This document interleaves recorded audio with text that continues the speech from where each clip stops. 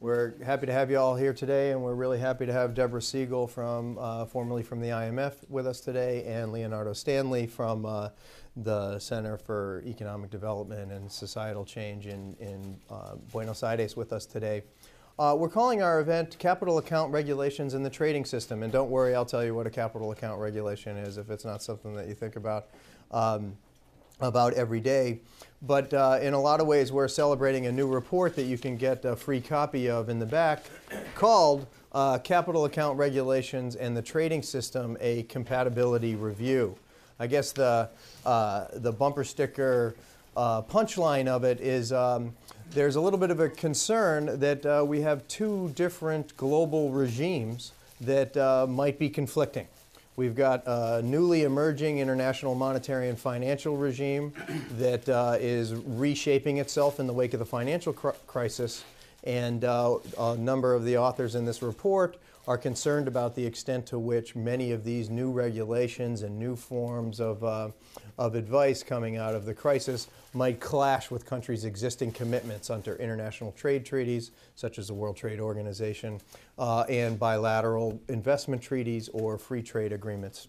Let me introduce the speakers, introduce the Pardee task force, tell you a little bit about our general findings, and then I'm going to do like a 5-minute 101 about some of the key things in the trading system in case my two friends start throwing out lots of acronyms and things about trade law or financial law that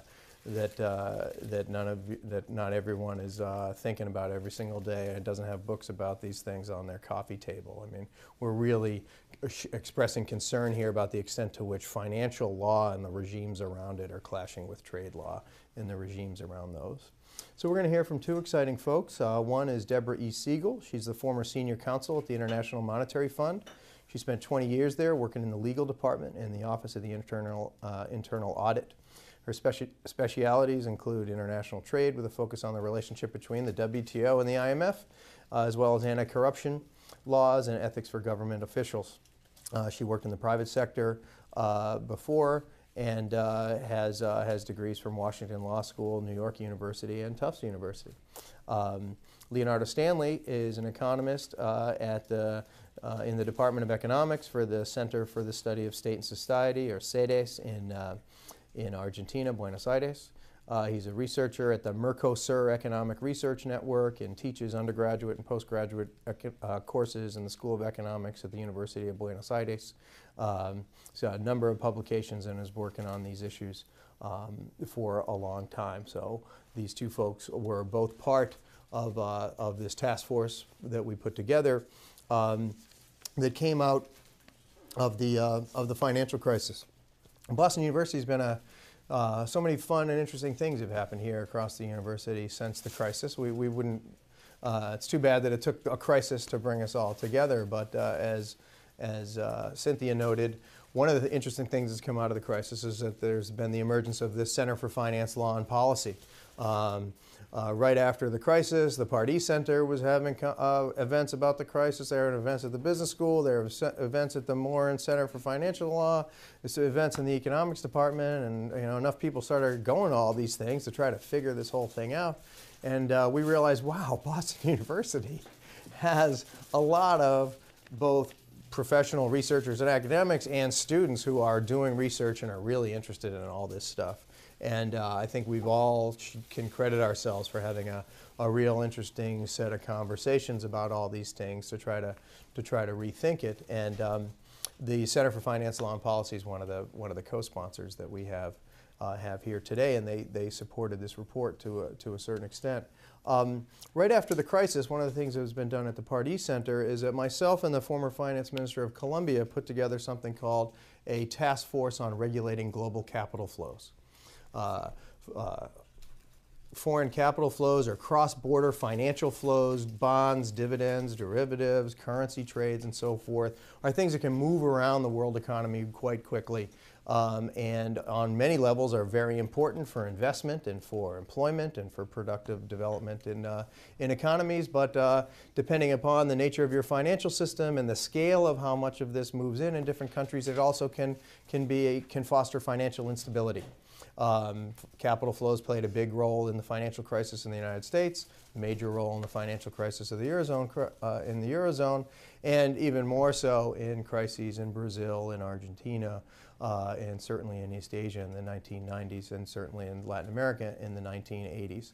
And in the wake of the crisis, myself and Jose Antonio Ocampo said, let's rethink the extent to which countries should regulate cross-border financial flows. To what extent should they regulate these things? What are some examples of countries that should and that have been doing this, and what are some recommendations on how to do it? Because it had sort of fallen out of favor in the 1990s and so forth. As a matter of fact, so much so that there was a move at the International Monetary Fund to change the Articles of Agreement to basically make it somewhat illegal across the world economy. So we convened here at Boston University a task force that consisted of folks from the Asian Development Bank, former Finance Minister of Colombia, folks from Central Bank, some from the United Nations, IMF officials, former WTO folks, some academics here, and we put out this report on regulating capital flows, where we recommended that in the wake of the financial crisis, that regulating cross-border finance is justified now more than ever, that there's a lot of examples of countries that are doing it successfully, and that with caution and with precision, that countries should start to rethink the extent to which they should regulate capital flows. Interestingly, at the same time, the International Monetary Fund also had its own official reassessment of this whole idea, and in December of 2012, they came out with a quote-unquote institutional view, which said that it's still the International Monetary Fund's view that eventually countries should liberalize their capital account, meaning allow foreign finance to move in and out of countries. But in order to maintain financial stability, under certain circumstances, regulations on cross-border financial flows, which they call capital flow management measures, which are traditionally had been referred to as capital controls, might be justified in some instances, and in fact, under their surveillance operations, or what are called Article 4 reports, they may even be recommending that some countries use these regulations. And there's some students in the in one of the classes that's here that have looked at some of these article reports and have found that the IMF has been recommending that countries regulate cross-border finance since about 2008 pretty regularly in a lot of countries that have had a lot of buildup of this kind of finance. So after that task force report was done, a lot of us discovered a debate that's been going on mainly with the United States, that in United States trade agreements, we make it a little difficult for a country to regulate cross-border finance. And so we decided to put together another, and a lot of this was manifest in Argentina. After Argentina's crisis, they did a number of things to try to mitigate the effects of the crisis. And a year or so later, they had over 40 different suits against them for potential violations of their different trade commitments.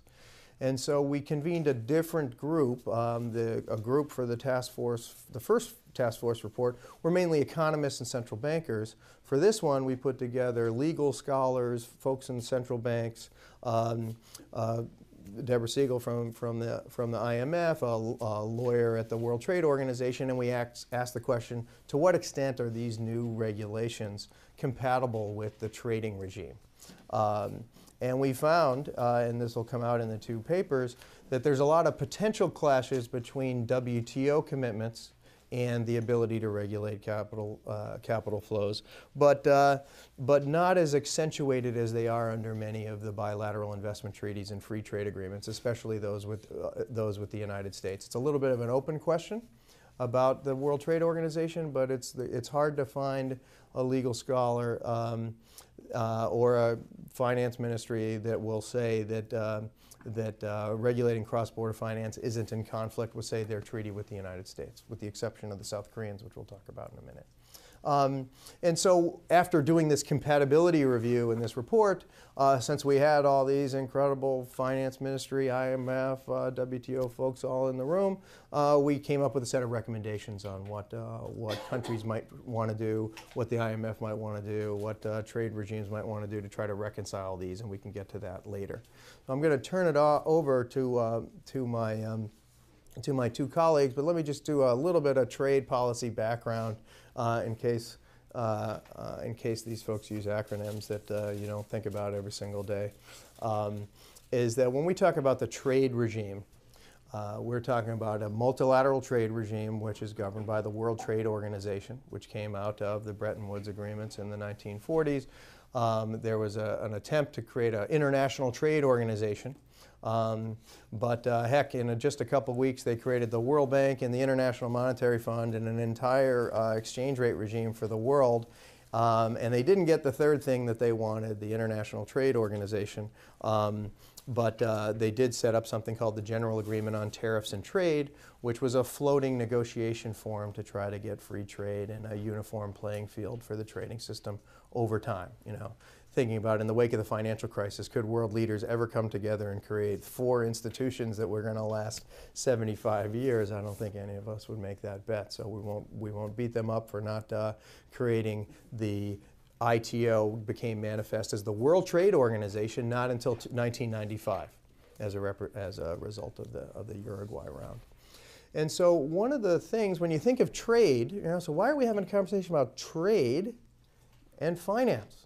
Well, trade is very little about trade and goods anymore. When we think about trade, and unfortunately one of the things that we found is that when a trade negotiator from Malaysia or Chile thinks about trade, they're thinking about wine tariffs in the United States. They're thinking about car tariffs or trying to lower tariffs to get more shoes into their country.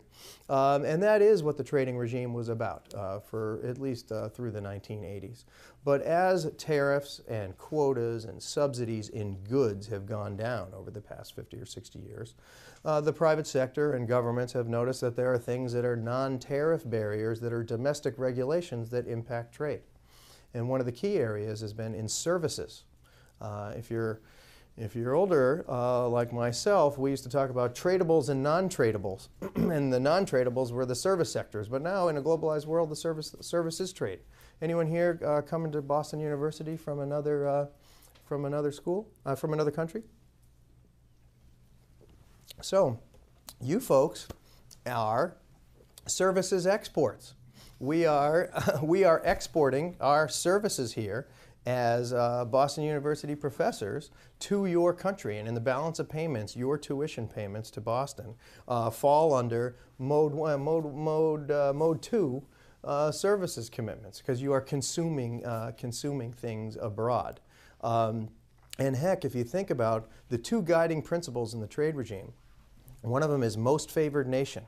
So if we're all members of a treaty, if I have a tariff on wine in Professor Bodie's country, and his is from France, because I really like French wine, but if Leonardo here is from Argentina, if I have a tariff of 4% on French wine, I can't charge the Argentines 6% for their Malbec, right? Because I like the French the best, I have to treat everybody favorably.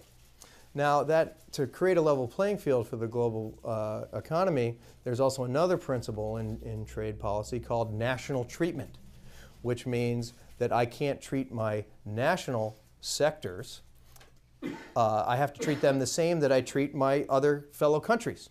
So if Susan is from the United States and she's from Northern California, I can't have a 4% tariff on French and Argentine wine and then give her big subsidies for Northern California Pinot, right? Because therefore all my consumers would unfairly be attracted towards Susan's because hers would be cheaper. So I'm trying to keep a level playing field between these two, between other countries in the world and all of my sectors in my own country. Those two are, sorry for the lawyers in the room. I mean, these things are 2,000 pages, but those are the 2 guiding principles throughout the whole thing, and a long-run commitment to try to bring along in that playing field a long-run commitment to try to keep barriers to bring them down.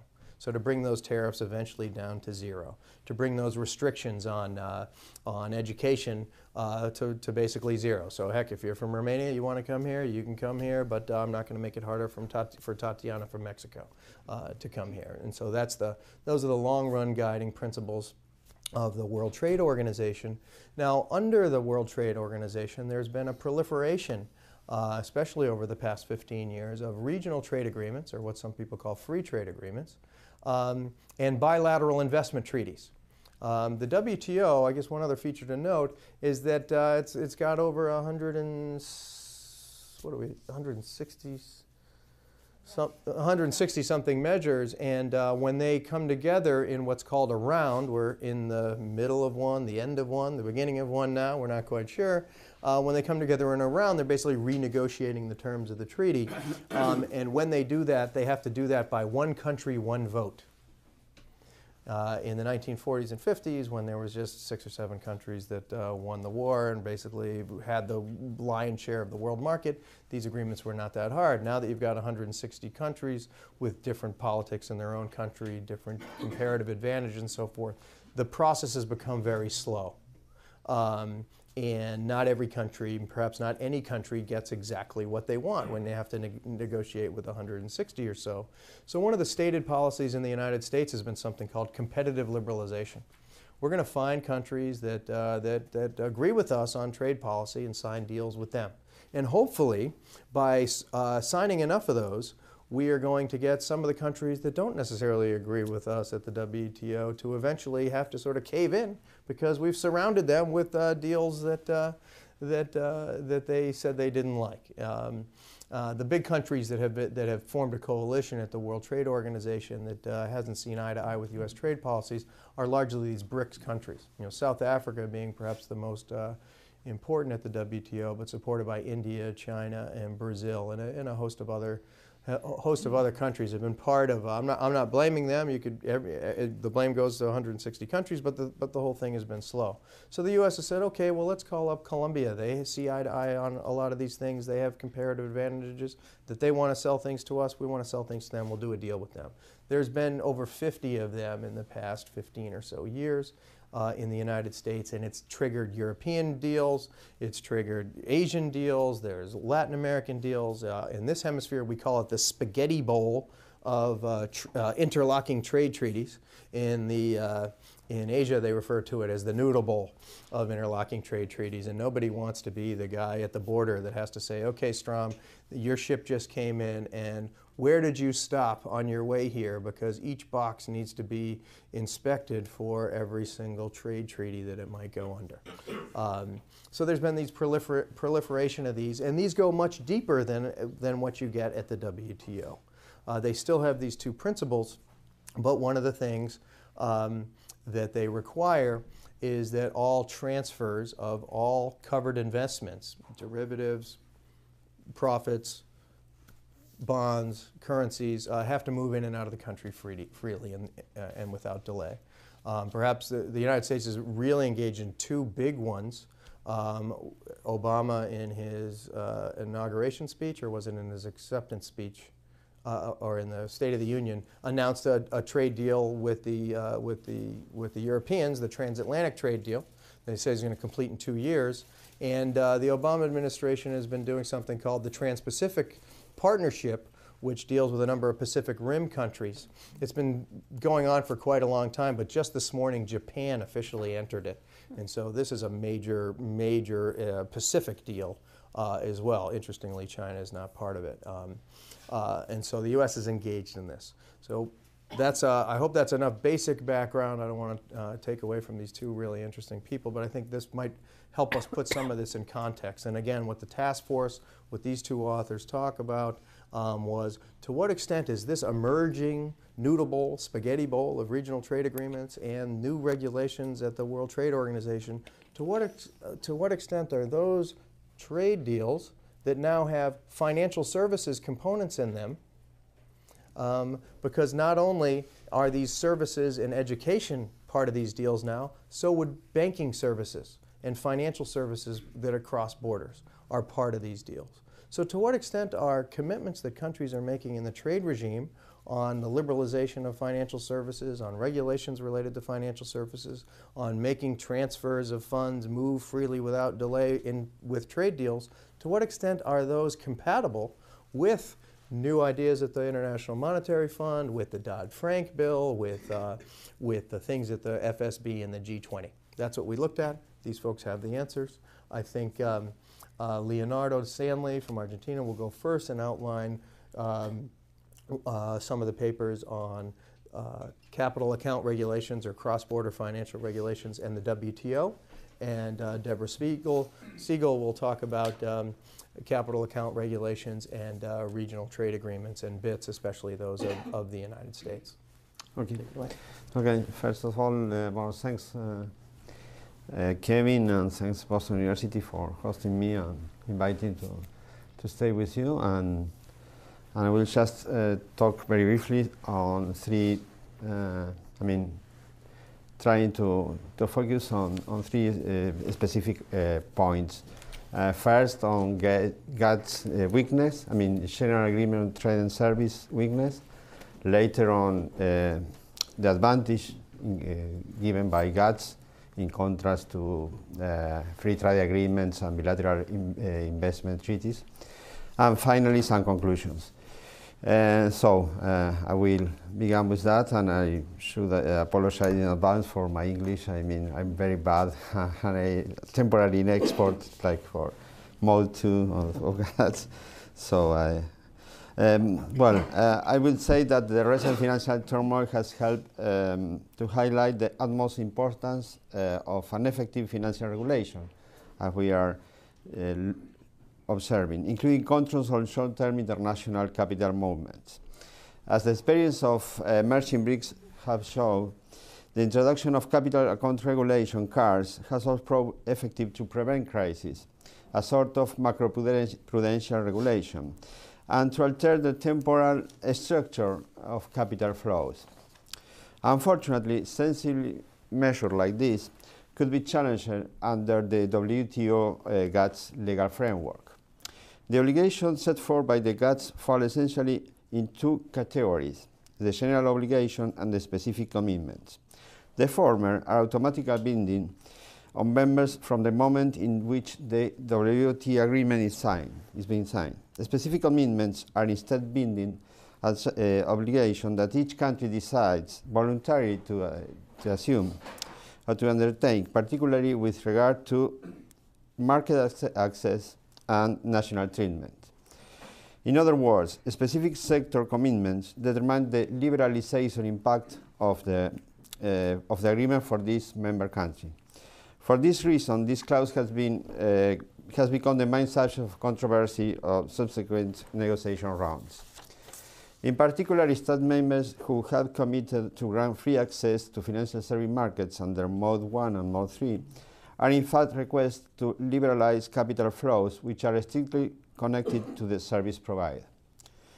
As a consequence, a number of concerns arise regarding the ability of nation-states to deploy CARS, in other words, to deploy capital controls, while keeping their commitments under the GATT.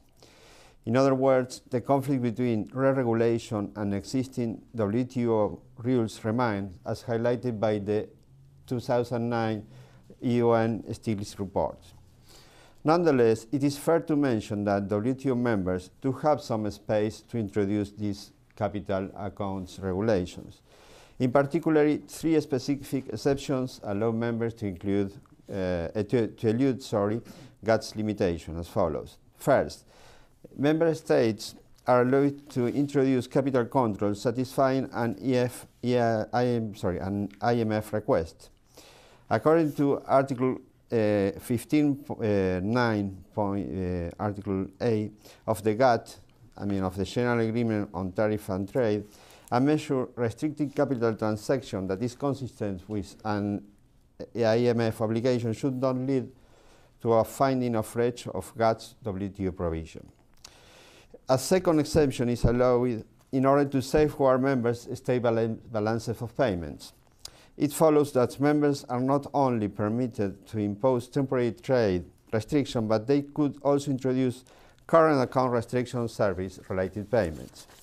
However, as mentioned by Todd Tucker in Chapter 2, there are a number of incompatibilities between the ability to regulate cross-border finance and disciplines under the World Trade Organization. The GATS balance of payments software does not adequately guarantee nations the possibility to regulate both the inflow and outflow of capital because there is no reference to derogations to maintain financial stability. Third and finally, controls could also be introduced in order to ensure the integrity and stability of the financial service sector, the so-called prudential carve-out clause. This prudential carve-out clause could be adopted regardless of the member state's specific commitments on market access and national treatments. The problem is some lack of definition. The prudential carve-out provision has also problem tricky. In Article 12, the GATS does allow to use cards for crisis management purpose and on a temporary basis, but as detailed in the book by Andres Arauz at Chapter 4, GATS precludes its introduction as macroprudential tools for crisis prevention. In Chapter 5, interestingly, Luis Fernando da Paula and Daniela Magalhães Prats illustrate the distinctive institutional path followed by Brazil. Brazilian authorities have only made commitments under Mode 3, commercial presence, and limit the entry of foreign banks as the admissions process was carried out on a case-by-case basis. Those were the disadvantages to some extent, so the problems we could find at GATS WTO. There are also some aspects which led us to support, to some extent, these legal frameworks. In the introductory chapter, Kevin Gallagher and I have underlined a series of advantages favoring GATS WTO over a myriad of preferential trade agreements. Under GATS, all commitments are made under the mechanism of positive list, as opposed to the negative list approach followed by bilateral investment treaties or preferential trade agreements, FTAs. Any dispute arising from the imposition of regulatory measures would be settled under a dispute settlement understanding mechanism. This is a second advantage. In contrast to the a sort of state-to-state dispute settlement space that contrasts to the investor-state dispute settlement mechanism included under the BITs or FTAs. Above all, in spite of all these imperfections we were talking in the first part, the WTO remains a democratic space, as highlighted by Kevin, from the principle that each country has a vote and remains equally represented. In other words, cards are being actually more than limited by preferential trade agreement, as stressed by Hector Torres at Chapter 3. As stated by Ana Maria Viterbo in Chapter 1, at the end, GATS does not contain a general obligation to liberalize capital flows. Therefore, unless a member has voluntarily chosen to be bound to a schedule of specific commitments, the country remains free to adopt capital controls without violating any GATS rules. This author, Ana Maria, also remarks the possibility of transforming GATS into a code of conduct for capital controls by virtue of clarifying or transforming some of the GATS exceptions cited before. So, in conclusions, the World Trade Organization development objectives remain partially unfulfilled. In this sense, we are trying to give some last words. I mean, the founding fathers of the Bretton Woods institution share a common vision. In order to prevent a new phase of economic instability, they instead intending to create a rule-based multilateral framework, imposing clear obligations to the contracting parties and providing the adoption of protectionist and beginner-by-neighbor policies. And the Bretton Woods systems stay remanded free to introduce restrictions to correct imbalance created by capital flows.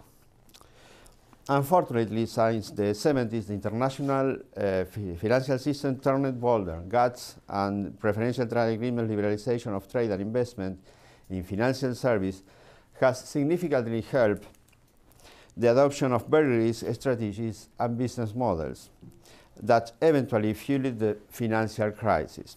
Current negotiations to liberalize financial services as part of the WTO Doha talks on GATS and multilateral negotiations for a redesigned the service agreement are still based on a pre-crisis GATS model that honored and ever promoted the light touch regulation of the banking system and financial liberalization. In other words, it must be argued that for the WTO GATS systems, the stability of the financial system might become a greater concern than the openness of the financial system at times. But still liberalization remains embedded in its long-run goal. I mean, it remains liberalized the objective. Okay, thanks. Thanks a lot, Leonardo. Before we go to Deborah Siegel, let me add. You mentioned some terms that I guess I should highlight and maybe try to summarize a little bit. And so we've got these two regimes. We've got the World Trade Organization, World Trade Organization, which is the multilateral trading regime, and then all these bilateral deals and regional deals. Under the WTO, as Leonardo said, there is the General Agreement of Tariffs and Trade and Services, which deals with all sorts of services like the education, but also financial services and banking services. Now, when you sign up at the WTO, you, under a negotiation under the GATS, the General Agreement on Trade and Services, you can have a negotiation about liberalizing financial services. He used the term positive list, right? So to make that accessible to all of us. That just means if I'm negotiating with Strom Thacker's country and we want to have a discussion about the liberalization of financial services in his country, I am going to ask him, I'm the United States, he's say Mexico, I'm going to ask him to liberalize his financial services sector. And he will put that on a positive list, meaning positive. Positively, yes, if he agrees with me, he will list that as a sector that he will liberalize. He may put a limit on that, some caveats and footnotes about certain things under certain circumstances where he wouldn't liberalize it, but in general, he will list that. That stands in stark contrast to what might come up in the next presentation, although what Leonardo said is that, say I'm negotiating a deal with Colombia, with Juan Blanco from Colombia, and the regional trade deals usually have, bilateral investment deals have something called a negative list. So we're assuming that you're liberalizing everything except for the sector that you list. And so he might say, I'm going to liberalize education, health, but not finance. And so it's a little bit of a dynamic. That's what he was talking about with positive lists. Leonardo also talked about inflows and outflows. So there are different reasons to regulate inflows and outflows. In general, you want investment to come in and out of a country with the market determining it, but in certain circumstances there can be surges of inflows of capital, especially non-foreign direct investment, short-term money such as currencies, derivatives, stocks, and bonds. A lot of it can build up in a surge that can go into a country really fast. That can increase the exchange rate. It can move into asset sectors and cause asset bubbles, which if there's a sudden stop in investment, okay, the money could move out of the country and those assets, the collateral under those assets could collapse, the exchange rate could collapse. And there could be severe financial damage. On the inflows side, the damage can be in terms of currency appreciation, and therefore you can't export things, and you get the credit bubbles. And when there's a big devaluation, that can obviously have severe impacts on the other end. To put this in the real world, 2010, Brazil was really worried about a surge in inflows. They had a 40% appreciation of their currency. They had a massive credit bubble in the real estate and in the stock market. And they were worried that too much inflows were coming in from monetary policy in the United States, that they couldn't handle it. Their exporters, they're a big exporting country. Their exporters couldn't compete with other countries that sell other goods. And a lot of research has shown that because of that, it's one of the reasons why the country's slowing down now. Well, they tried to put in place tariffs, taxes on some of those inflows and on foreign exchange derivatives to try to slow down the buildup of that risk. A present-day example is South Korea. One of the big things in the news this week is the massive monetary policy in Japan that has brought the value of the yen down and interest rates in Japan very, very low. So a lot of countries are investors are borrowing money in yen in Japanese banks and investing in places like South Korea. So the South Korean won is appreciating significantly, and there's a buildup of risk there. And so South Korea has regulations on foreign exchange derivatives and on certain kinds of bonds and stocks coming into the country to try to stem that. Those are regulations on inflows that are usually temporary and countercyclical to go in during a surge to try to temper the effects of a surge. Now, he mentioned outflows. That's where you can think Iceland and Cyprus. The world is giving us plenty of examples of these things, right?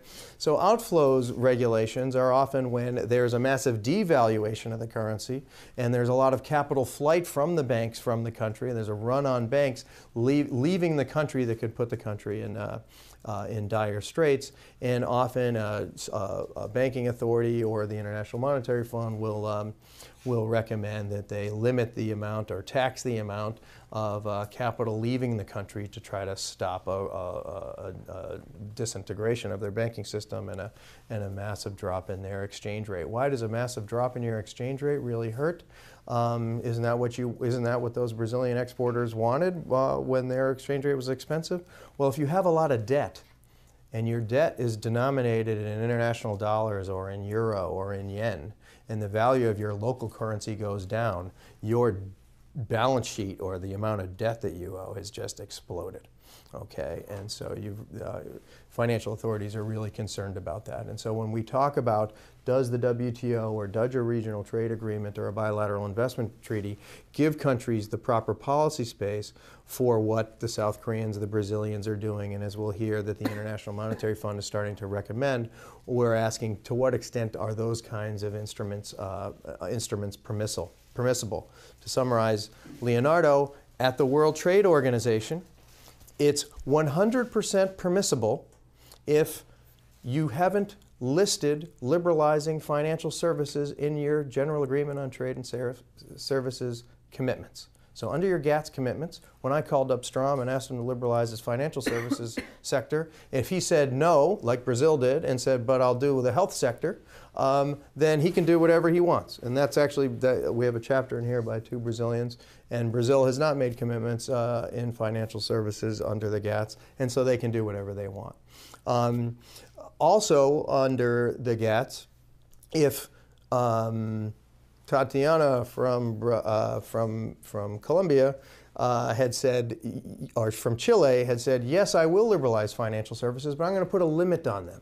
We have this law at the central bank called the encaje that allows us to put a tax on inflows for a short period of time when there's this kind of buildup. We'll liberalize, but we want to reserve the right to use that law. You can do that too under the WTO. Even if Susan was Colombia and liberalized under the WTO, meaning listed its financial services, didn't put a limit on it like the Chileans did, and she decided to use some sort of a regulation on inflows or outflows. Leonardo talked about 2 different exceptions in the WTO that you might be able to get through. One of them is the balance of payments exception, which says that under extreme financial difficulties, you can use these measures. And another one is what he referred to as the prudential exception, which says, well, to try to deal with issues for prudential reasons, a nation may make certain interventions into certain violations of their commitments.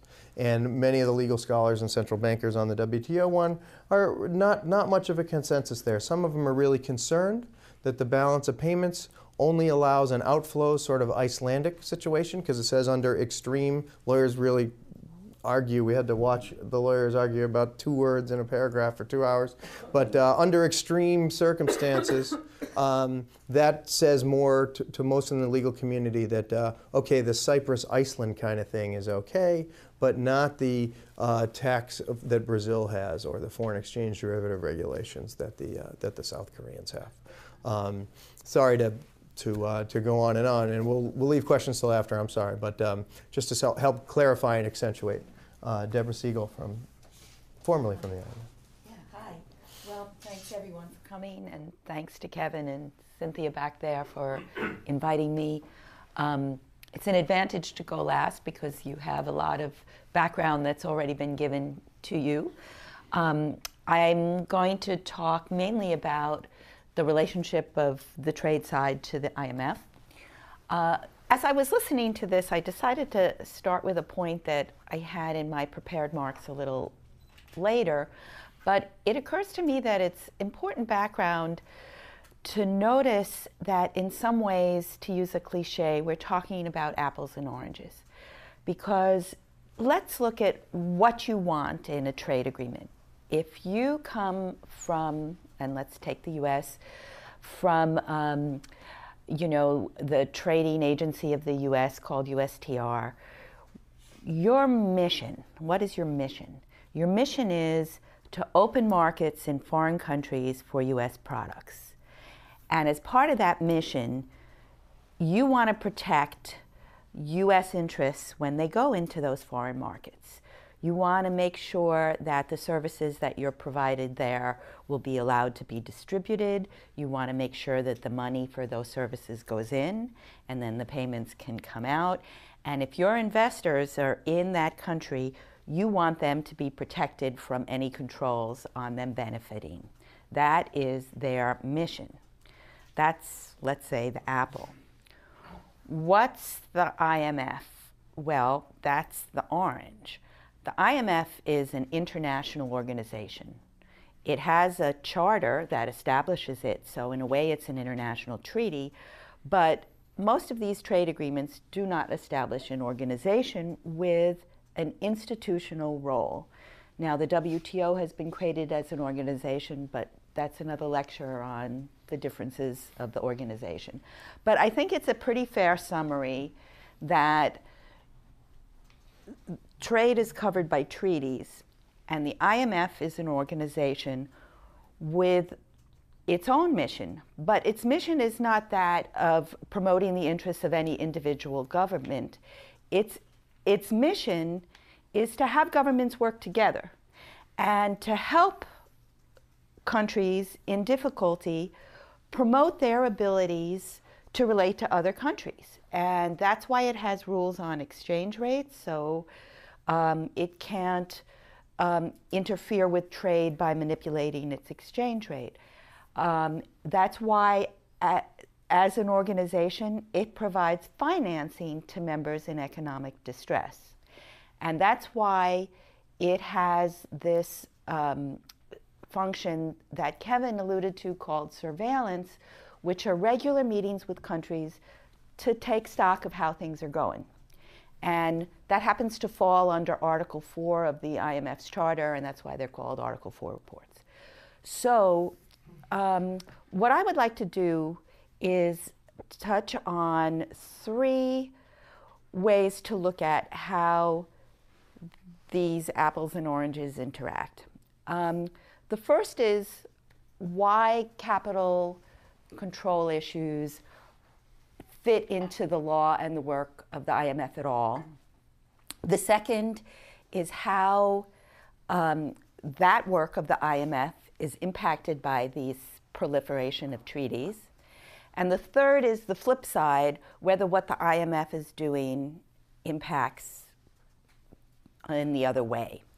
So on the first topic, how capital controls fit into the law and work of the IMF, I want to do a quick primer on that law, the legal system of the IMF. And I'm going to try out this analogy. Several years ago, some of you may remember in this country, there was a big controversy over a former football player, O.J. Simpson, who had been accused of murdering his wife or suspected of being involved in the death of his wife. And he was tried for murder in a criminal court but found not guilty. On the other hand, his wife's family won a civil suit against him. And I remember at the time a friend of my mother's asked me as a young lawyer, how could he be guilty, not guilty in criminal court, but guilty in civil court? And so of course the answer is that he wasn't guilty in civil court, that they're both legal actions, but they're very different kinds of standards. And there's very different kinds of consequences. So in criminal court, you have to really show guilt by preponderance of evidence, and in civil court, beyond a reasonable doubt. In civil court, there's a lesser standard. You only have to show by preponderance of the evidence. And the consequence is not that you go to jail, but that you have monetary damages. You have to pay the victim. So when we look at the IMF, I want to bring that idea that there are different functions of the IMF, and they're legally pretty different from one another, but they all form part of the legal system of the IMF. Concerning capital controls, at one end of the spectrum is the fund's jurisdiction, which maybe has the strongest legal consequences, but I think it covers the smallest area of the type of capital controls we're talking about. Under the fund's what we call jurisdiction, certain restrictions are actually required to be removed, and the legal consequence for not removing them is a breach of obligation. So that's pretty strong stuff. But the area of capital transactions covered are those that are included in a list of actually current international transactions, but that have some capital components, because that strong set of the rules under the IMF's jurisdiction is really directed at current transactions. But there are some included, and that includes amortization of principal on debt instruments, depreciation of direct investments, and normal short-term banking facilities. At the other end of the spectrum in the functions of the IMF, I'll say is surveillance in this context, because it covers perhaps the broadest range of the types of capital transactions that we're looking at, but it has a lesser legal consequence. And I'll say at this stage it has a lesser legal consequence because the fund has the authority to treat those as obligations, but they haven't chosen to do so now. And instead, when they discuss these issues, it's in the context of policy advice. So there aren't concrete legal consequences for not following it. In the middle of these two, in terms of comparing the strength of the legal consequences and the range of capital transactions we're looking at, is the fund's financing function. And that's what I was talking about earlier. If a country is really struggling and it needs financing from the fund to support its balance of payments and be able to pay for its imports, that's usually provided under what we call a fund-supported program, where the country and the fund work together to decide how are we going to adjust this economy and get you out of this crisis, and we'll provide you financing in the meantime to get there. But as you've all, I'm sure, heard in the news, it's usually the program lays out a step-by-step process with conditions for getting the financing. So fund conditionality is yet another piece of the legal system, the civil law part, if you will, that if you don't meet the conditions, you don't get the financing. It's not a breach of obligation, but it's still a kind of legal consequence. So, taking that backdrop of what the fund is and what it's trying to do, how do these trade agreements interact with that fund's legal system? I'm talking about, in particular, bilateral investment treaties, which are usually just very focused on investment, and the acronym is BITS, Or there are these broader regional agreements Kevin mentioned that are often called free trade agreements, and they cover a broader range of trading between the countries.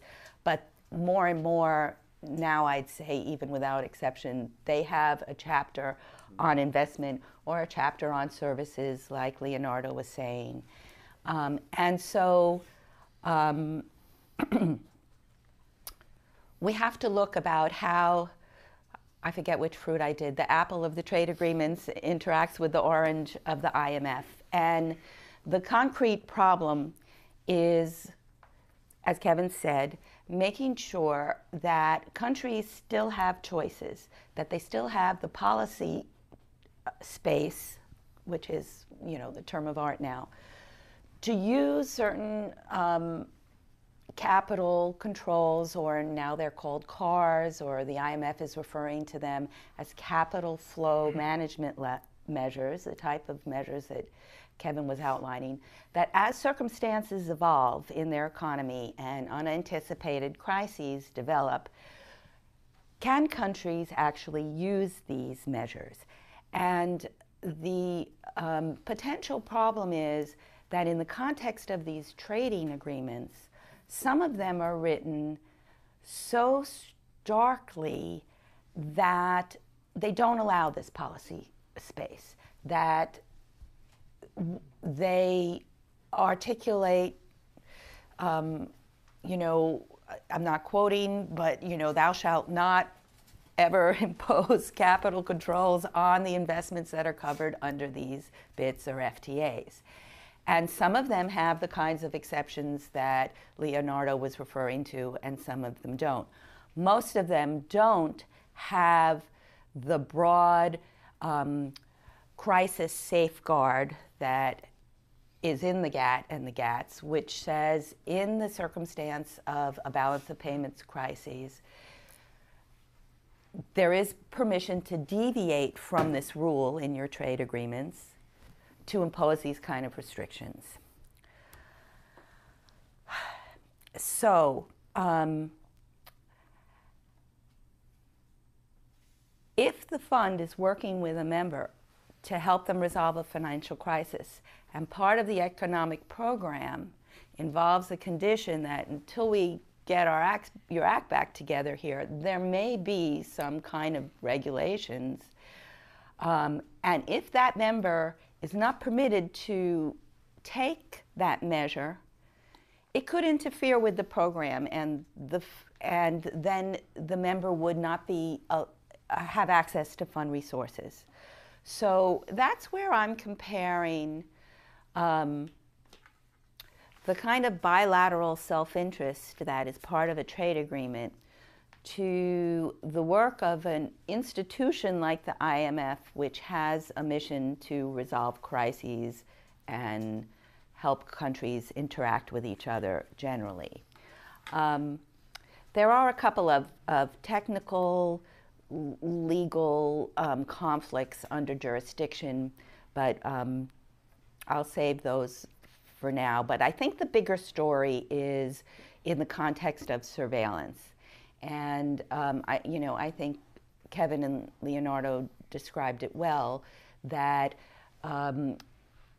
when the IMF meets with a country every year and they look at how that their economy is evolving, how the global economy is evolving, the types of issues that Kevin mentioned and the types of measures may be appropriate. And so if the country has made commitments under these trade agreements that essentially tie their hands without the kind of allowance for exceptions, that's when we have well, it's not a legal conflict, but you can see you have the apples and oranges kind of hidden up against each other. My last topic is the converse of that, which is some concern whether what the IMF is doing is causing concern on the trade negotiation side. And my comment is that is going to be pretty short, because the work of the IMF is doesn't have the power really to interfere with these trade agreements in any way. And in particular, their current set of thinking, which they have articulated in this so-called institutional view on these capital flow management measures on CFMs, is basically a set of guidelines. And it's interesting to see that it was the result of, bringing together a crystallization of ideas on how best to address CFMs over the years, and also almost 2 years worth of papers that have been brought to the executive board, discussed, thrown back to the staff to think about some more, and culminating in the paper Kevin referred to that was finally published in December of this year, unfortunately like days after we had to push the button on publishing the task force report. But so the fund now has this institutional view on capital flow management measures. But if you get a chance to read that final paper, it really makes very clear that this is a crystallization of ideas. It doesn't change any obligations for the fund members. It doesn't change any of the rights and obligations of members as compared to other treaties.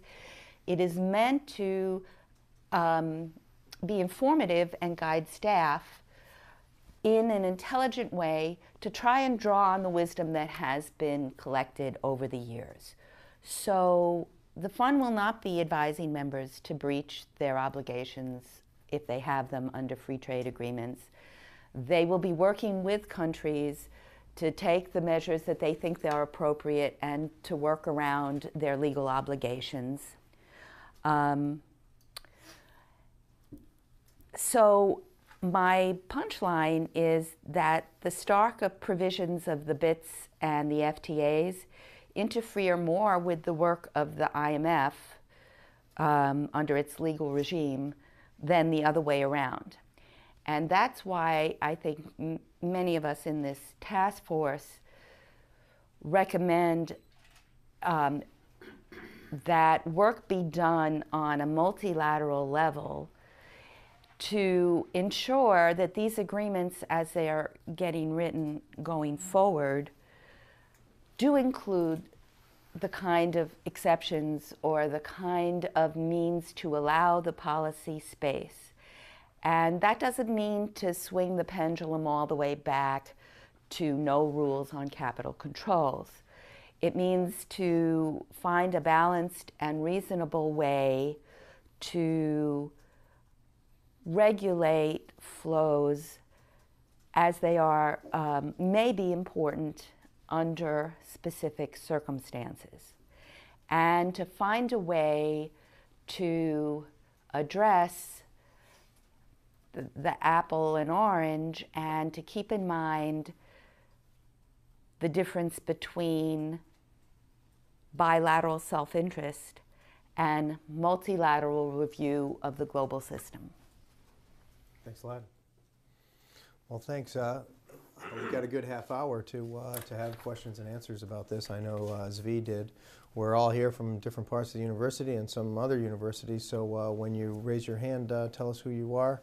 And Cynthia has a microphone, even though we can definitely hear you. They podcast and recording these purposes. So please, can you give Zvi? Hi. My question is really... Who are you? Oh, I'm Zvi Bodie. I'm at the School of Management. I teach finance and economics, and I have written on some of these issues, but not at all from the legal point of view, or even from so much the policy perspective, but rather about the fundamental economic and financial science, if you will. How do these markets work, okay, and what is feasible and what is not feasible. So I think about things like, can individual governments or even multinational institutions stop arbitrage in international capital markets? And if they try to, what are the consequences? Okay? My question is, how can you make rules and regulate a system where there is fundamental disagreement about how the system works among economists? And I'll just give you one example because it's so fundamental and it's going on right now. The IMF traditionally, when it would come in to resolve, let's call it bankruptcy, because that's essentially what it is. When a company is on the verge of bankruptcy, it's not legally bankrupt, but it defaults on its debt or is about to default on its debt and says to the IMF, bail us out. Argentina has a lot of experience. Yeah. Now, a couple of questions arise. One is, if the IMF comes in, as it typically did, and I don't know if it does this anymore, and it says austerity is the solution. Well, we know that there are two schools, at least, of thought among economists. Those who say that austerity is what is typically needed, and those who say, no, it's the exact opposite. If you impose austerity, cut government spending, raise taxes, you're going to shrink the underlying national economy. What you want is to stimulate the growth of the underlying economy. That's the exact opposite.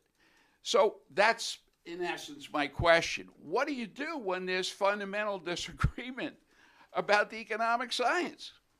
Let's take a couple and answer those as a group.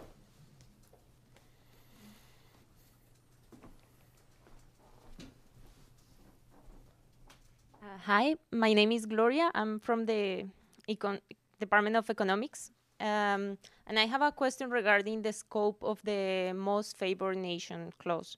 I understand that that is included in most of the bilateral and FTAs. So probably I don't understand that very well, but the way I think is if country A and country B have a treatment and they say, okay, for this good we are going to have a tariff of 2%, and then country B and country C have another treaty and they say we are going to have on the same good a tariff of 1%, then country A say, okay, we have an agreement first, so I also will get that 1%. Is that right? So I would like to know if that most favored clause has some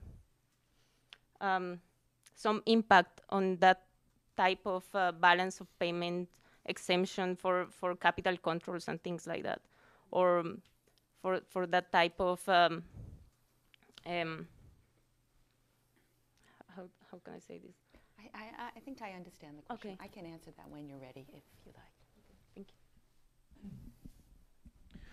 Thank you so much for an illuminating talk. I'm Cornel Ban. I'm a professor here at BU, International Relations. I'm in general very intrigued by dissident research coming from within the IMF, and we've seen a lot of it on current account, more recently on fiscal policy. But I wonder who are, is there any research in the IMF that sort of pushes back against this revisionist thought that has led to the guidelines? Are there holdouts among IMF economists who stick to the old line of the 90s? Thanks. Let's answer these three, and then we'll take another round. You want to start with the trade? The most favored nation.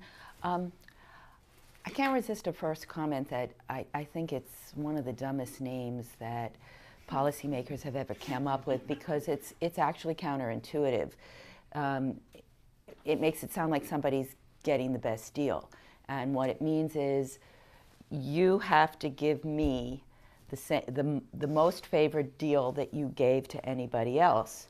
And so it does raise the bar to everybody, but it's really an equalization measure. It's not a most favored measure. But I think the way you described it was essentially right. But I find it helpful to get away from the words and think about the concept. The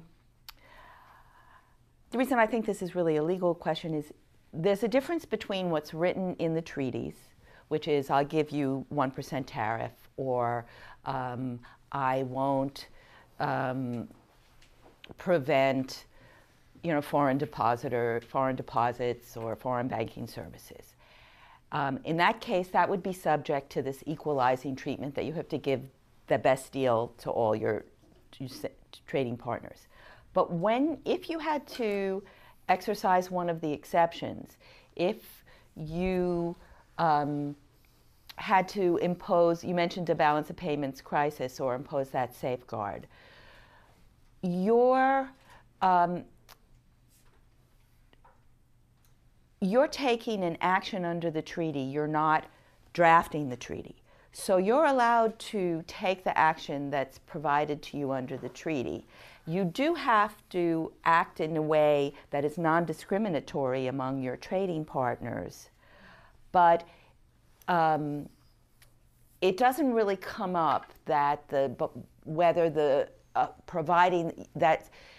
I guess another way to look at your question: if you negotiate a treaty with me and it has a balance of payments safeguard in it, you're not required to include that safeguard in the treaty you may negotiate with SFI. I think her specific I'm sorry, did I get to the question? What she's specific, yeah, you're definitely in the neighborhood, but I think I know what she's trying to get at. In past, before she came here, she worked for the Colombian Central Bank, and she's learned that the United States trade treaty with the Colombians does not have a balance of payments exception, and it doesn't allow them to regulate cross-border finance. However, with the South Koreans somehow got a better deal with the United States, and there's an annex that allows their particular law that allows them to put taxes on inflows. We can let the South Koreans do that. And so she's an economist, not a lawyer, wants to make sure she understands that since both countries have to adhere by most favored nation, can Colombia say, hey, you let the South Koreans do this, we can do it too? That's what you're getting at, right? Yeah. Right. Not all aspects of the treaty are subject to most favored nation. I guess one way to look at it would be the specific concessions that you make, your level of tariffs, whether you let in depositors, but some aspects of the treaty, like whether there's an exception for BOP, are not part of most favored nation. And I guess we'd really have to look at the precise provisions to, and I'm sure the lawyers in your country are doing that, in terms of what they would have grounds to go back to the U.S. and ask for that better deal.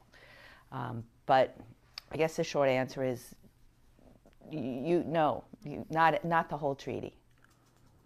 Yeah. I'll try. Oh, go ahead. Yeah, no, I will try to answer. To begin with the answer to Professor Boyle's question. I mean, in terms of what has happened, how can we solve this disagreement? No? In the past, until 3 years ago, was a huge agreement on capital account liberalization. The problem comes with the crisis. This agreement comes because Keynesians and neoliberals are fighting each other to see where the mainstream policy will be in the future. So the point is developing countries or emerging markets are pushing to some extent to introduce this new mainstream policy. Trying to be back at Keynesian years. That's for one part of your point. How to do with this disagreement. On terms of how to manage the crisis. I mean, coming from Argentina, but I mean, coming from the Latin America, but we'd say from all over the world. I mean, the point is there is no kind of institutional setting for bailing out a country. I mean, as Argentina showed in 2001, but also all the other countries. I mean, there is not something equivalent to Chapter 11 for films. That's the point that the project of the IMF by I mean, by the time Argentina was in the middle of the crisis, was not sorting out. I mean, so we just went to, you know, we have all the problems with the holdouts, etc. I mean, and it remains, the problem remains unsolved, I mean, to some extent. So I just say that beginning was your answer, one of your points, and now. Let me add to that on the. I totally agree. There's a big debate in economics about this. It's become much narrower than it was in the 1990s. And so your question is, well, gosh, how can, you know, since there isn't a consensus on this stuff, how can the IMF have a clear, you know, why should it pick a side or something like that? What we've shown in this task force is that that unfortunately certain countries have picked a side already, and the question, and the IMF isn't trying to pick a side. She's this institutional view are making sure countries have choices to make their own choice. But U.S. treaties are sort of stuck in the 1990s, and they've picked a side and said liberalization is optimal. It's more driven by the fact that U.S. firms want access to the markets, but it had in the 1990s an economic theory behind it that said, hey, capital account liberalization is an optimal thing. So the economists are saying it's a good thing, and all of the U.S. interests want it, and so let's go into a country and tell them they're crazy if they want any limits on this stuff. And so we signed all these treaties. The treaties have made that choice already, and now the economics is much more contentious. The preponderance of evidence on the econometrics of capital account liberalization and growth shows that countries that liberalize their capital accounts don't grow until they've hit a certain set of institutional thresholds. Most emerging market and developing countries are under that threshold. And countries that liberalize their capital accounts are more prone to banking crises. This is in the Rogoff and Reinhardt stuff. There's also a lot of new research by the IMF and by the NBER that shows that those countries that regulate cross-border finance, that they've shown to have a statistically significant and important effect on these limits. So one, the regulations work, and two, full liberalization hasn't brought the benefits that we were shown in the 1990s to deliver. And now there's even new theory. Some of the stuff has been co-authored with people at the IMF that thinks about financial markets in a public goods and second best framework, where if realizing that individual investors don't necessarily have the perfect information at their disposal to know whether or not that their extra dollar borrowed or their extra dollar lent could be the one that could tip the scale and cause a crisis. And so it's a classic market failure that a intervention like Brazil's tax on inflows is actually an optimal thing and not a distortion. And so there's been a lot of economic theory on that and simulations done that show that when countries put those things in, they'll actually grow faster because they'll be correcting for a distortion. That's still controversial. The econometrics is not controversial. It's all less controversial than it was in the 90s, but the U.S. has already, some treaties have already made the choice of saying in the 1990s what our task force has exposed and what comes out in many of the in the IMF institutional view. They have a quote in there, maybe you're going to read it, that says that a lot of these things are incompatible. They've made a choice that says you shouldn't regulate this stuff, and that's some people would say it's right, some people say it's wrong. What we're saying is a country should have the choice. Well, there's one more question from Cornell for you. Yeah, thanks. No, I think you presented that very well. I think that captures it. I'm sorry I can't give you a precise name or anything, but I was looking through the paper to see if, you know, some of the writers, some of the research papers cited, you know, were flagged for, you know, representing the contrary view, and it's not immediately obvious. We'd have to look at it. But Austria is one of the people at the fund who writes a lot. And if you're interested in and looking at this, there's two sources. One is the papers that come out of the research department itself.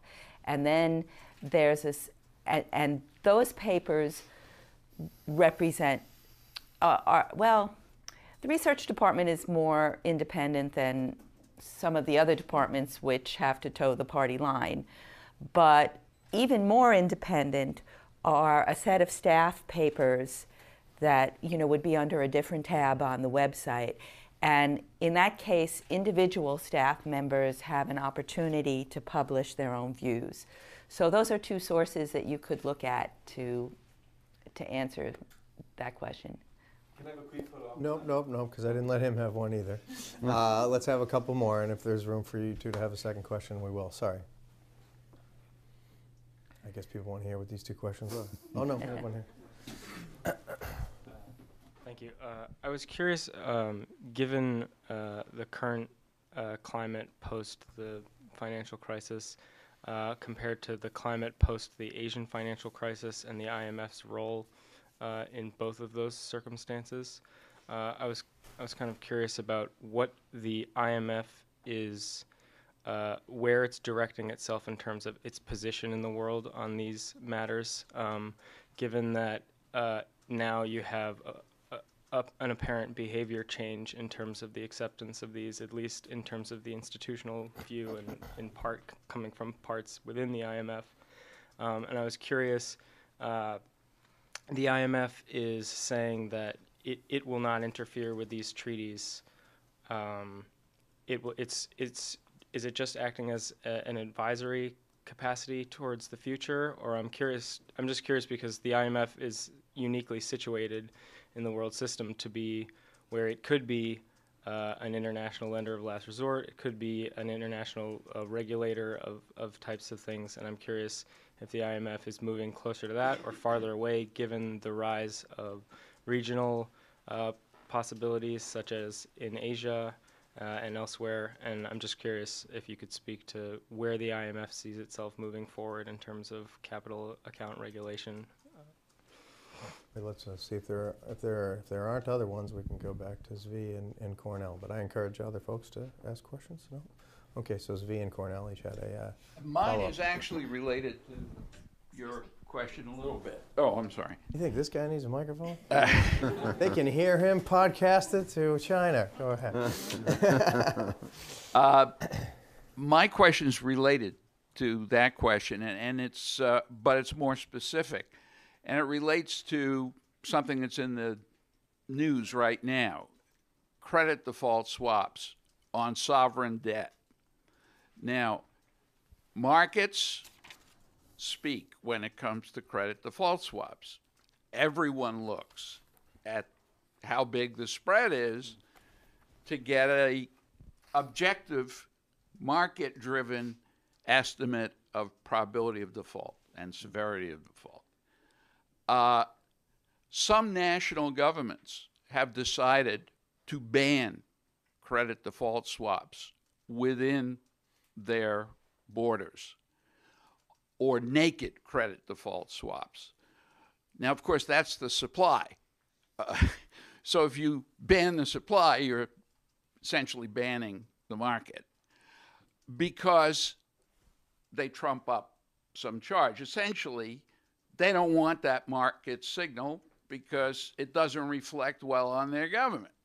That would be one explanation, I think the only logical explanation for banning it. The IMF has come out and said, you can't do that. Or at least they are saying it's a bad thing. How does that get resolved? How does that relate to, let's take credit default swap. Is that a service? Okay, if I'm a market maker in credit default swaps, am I considered a service provider? Good question.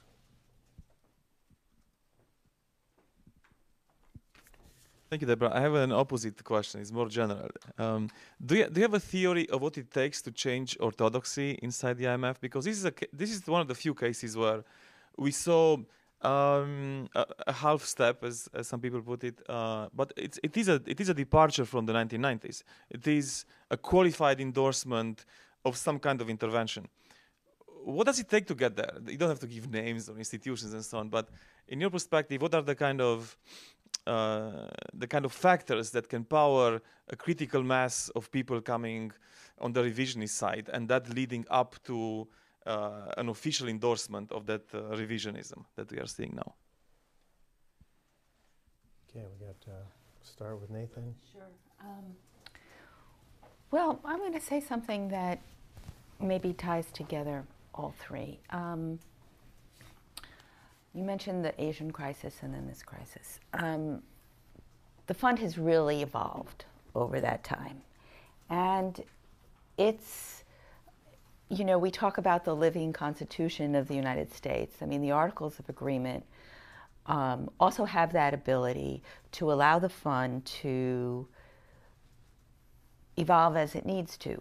You know, after World War II, when the fund and the World Bank were created, the international community had a particular view about capital transactions.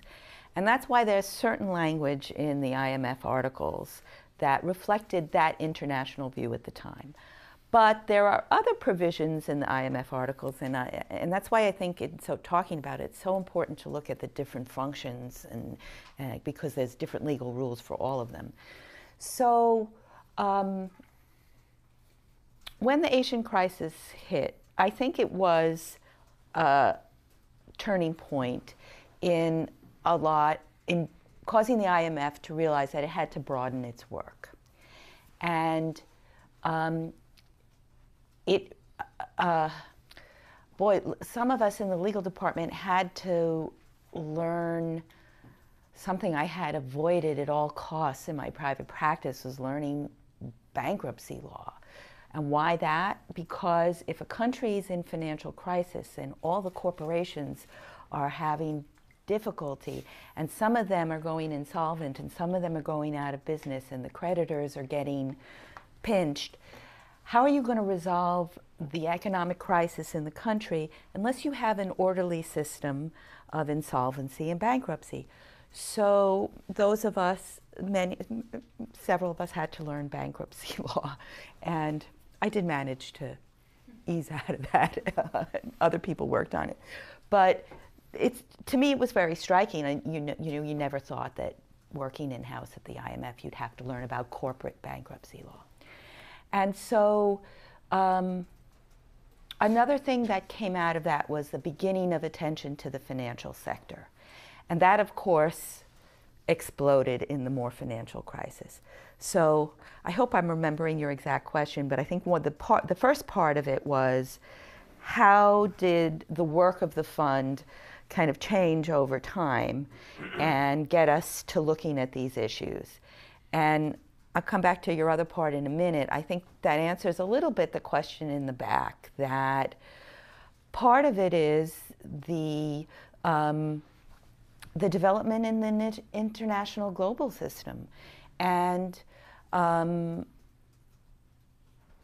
there's work at the ministerial level. You know, the G7 and the G10, they issue communiques that say, IMF and World Bank, thou shalt look at these issues. So that's another way those issues come about. The evolution of thinking comes about. In a more down-to-earth way, when staff changes, new staff comes in. The IMF made some real efforts to get more of a rotation of staff, to find ways to help people who are thinking they'd like to move on, that, you know, economically from their pension standpoint, there wasn't a disincentive to do that. And at the same time, there was a hiring of new expertise. And that gets back to this other question up front, that, you know, I saw a change in my department and in other departments, that they hiring lawyers who came from the banking divisions of their law firms. And we never had that in the first 10 years I was there.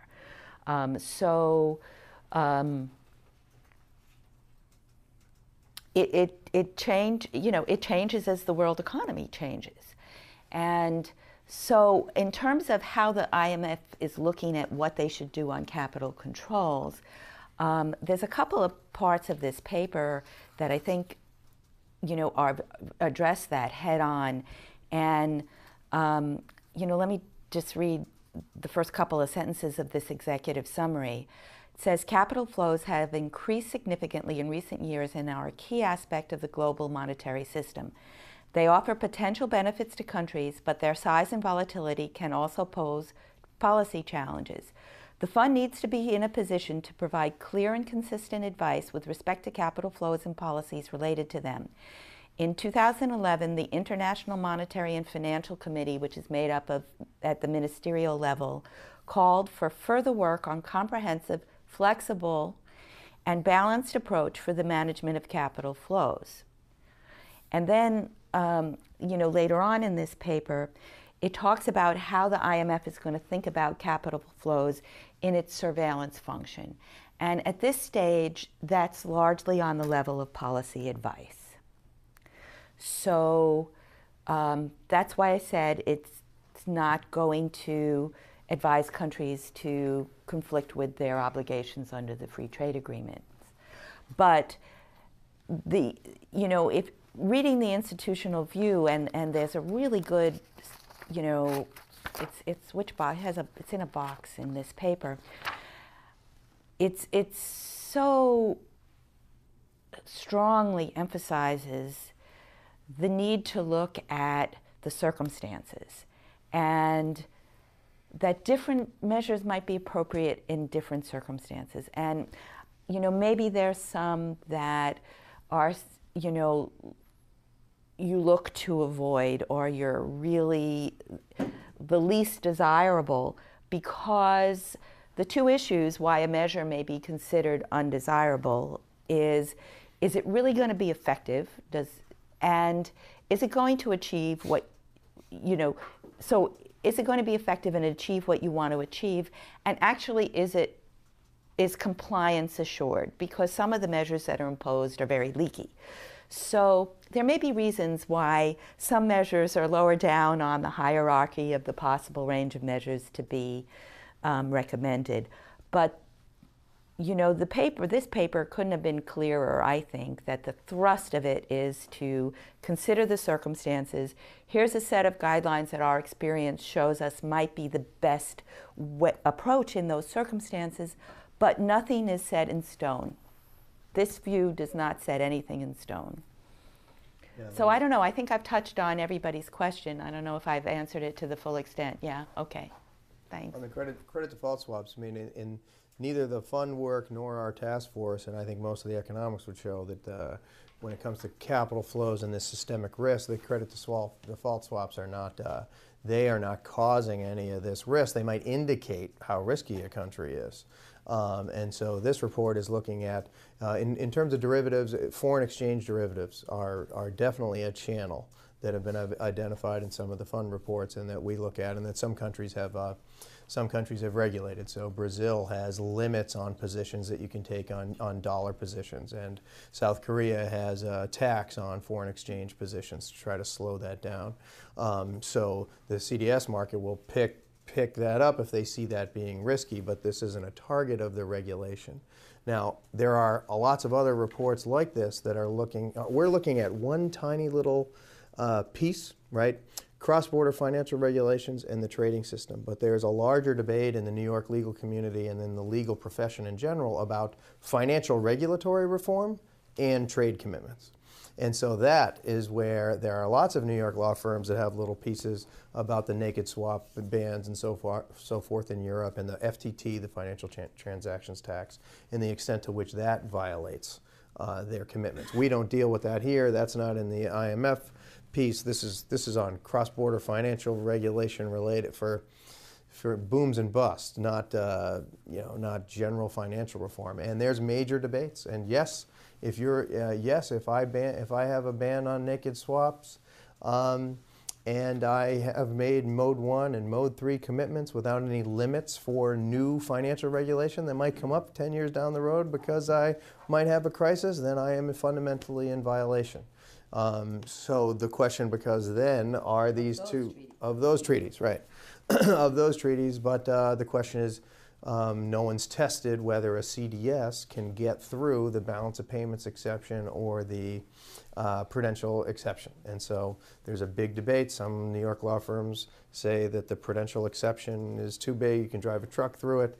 And so every regulation that everybody from Argentina to the Germans, if that's a spectrum, that they'll come up with, you can get anything through there, whereas it should be more narrow. But we don't. That's not really part of the economics or the policy that we're looking at here. If I might just say one thing, inject a thought, and that is, traditionally, capital regulation has looked at cross-border flows of funds. But from a modern finance perspective, cross-border flows of risk transfer through guarantees, whether private or public sector, are just as important and inseparable in many ways because they affect the flows. Well, it's 1:30, 1:34, so we went 4 minutes off. Thanks again for all of you for coming. Thanks to the Center for Finance, Law, and Policy and the Pardee Center for coming together and bringing us all together.